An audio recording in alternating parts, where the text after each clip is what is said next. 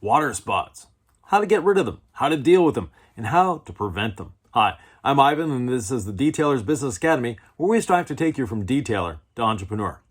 Now, water spots are sort of the bane of our existence. They're a pain. They're not easy to deal with. But there are efficient ways of getting rid of the water spot and making sure it doesn't come back. Too many detailers think, oh, I'll polish it off. Yes, they polish it off. Looks like the water spot is gone. They put a beautiful ceramic coating over top of it just to have the customer come back and go, there's water spots on my car. And that customer is right. And then the detailer blames it on the customer. Customer swears up and down that the car hasn't left their garage. It's been covered all week. Yet there's water spots there. Well, what happened to cause that? And yes, the customer isn't lying. The customer didn't park their car under a sprinkler. They might have before the coating. And that's where the water spots came from. So first of all, we need to break down the minerals that cause the water spot in the first place. So if we're looking at a drop of water beautifully beating at the 110 degree contact angle on your paint, it has minerals floating around in it. And those minerals, through capillary action, are actually attracted to the outside of that drop of water. And as the water evaporates, those minerals are deposited on the paint. Now, the darker the color, the hotter the temperature outside, the more those minerals are going to etch themselves into the paint.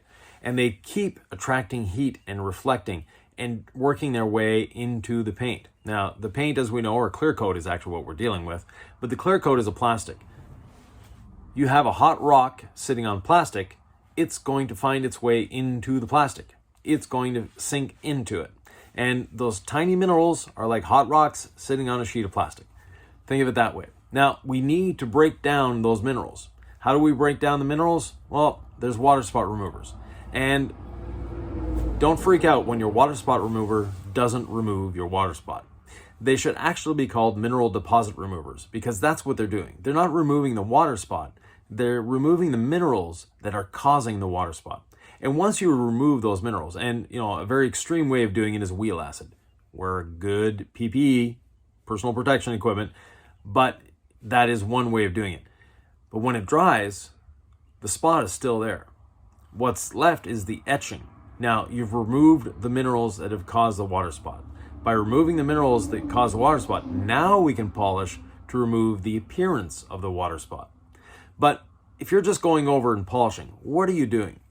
First of all, when you're done polishing, perfect, they're gone.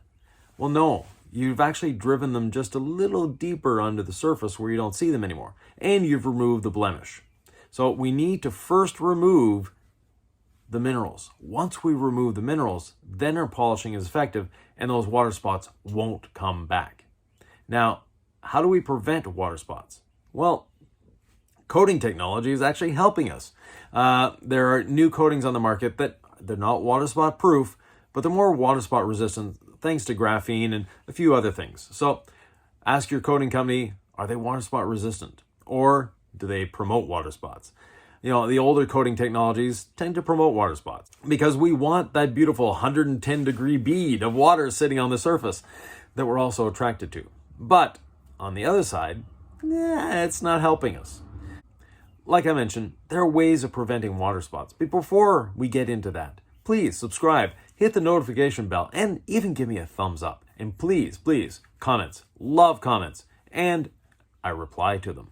Now, preventing water spots. Well, one of the easiest ways of preventing water spots is to not put a coating on the car. No, seriously. Put a wax on it. If you put a spray wax on, a true carnauba wax, you'll notice that before coatings, we waxed cars. And water spots weren't that big of a problem because the minerals actually absorb into the wax, don't make it to the paint. And as the wax fluffs off, so do the minerals. So that is one way of protecting the vehicle. Another way is, as I mentioned before, new coating technology. And finally, it's not to have any beading whatsoever. Now, it's something that in this industry has been tried many times. There are different companies that have come out with different forms of waxes and sealants and coatings that are hydrophilic instead of hydrophobic, meaning the water just sits there and sheets off. But no matter what you do, you can never get it to bead. It looks like single stage paint that has been just oxidized, and as soon as you put water on it, the water just sits there flat and eventually evaporates away. From a technical perspective, that's actually the best way of doing it. From a we want it to look shiny and be water perspective, no, completely bad. Not a good way of doing it. So, but there are coatings out there that do that. It's finding that mix between the spectacular beading that we all desire and that perfectly flat paint. There are proponents to each, and each has their good thing, each has their bad thing. And it's up to you and your customers to decide. So again, if you have any questions, comments, thoughts, or ideas, please leave them below. Always happy to answer. And remember, leave me a comment. See you soon.